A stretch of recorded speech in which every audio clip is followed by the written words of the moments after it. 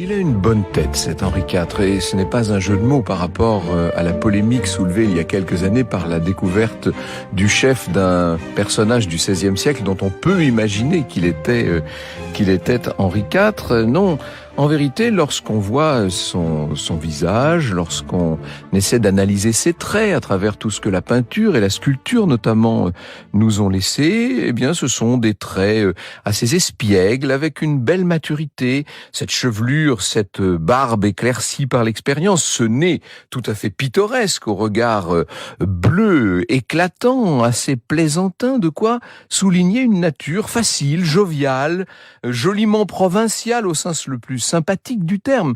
Henri IV serait un homme accessible, qui inspire l'affection, qui, malgré quelques défauts souvent soulignés, suscite une indulgence tout à fait spontanée.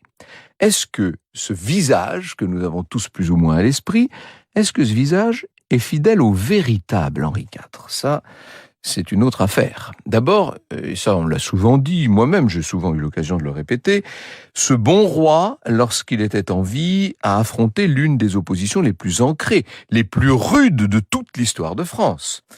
Et c'est vrai que Henri IV était une personnalité compliquée. Pour beaucoup, il a été difficile à suivre.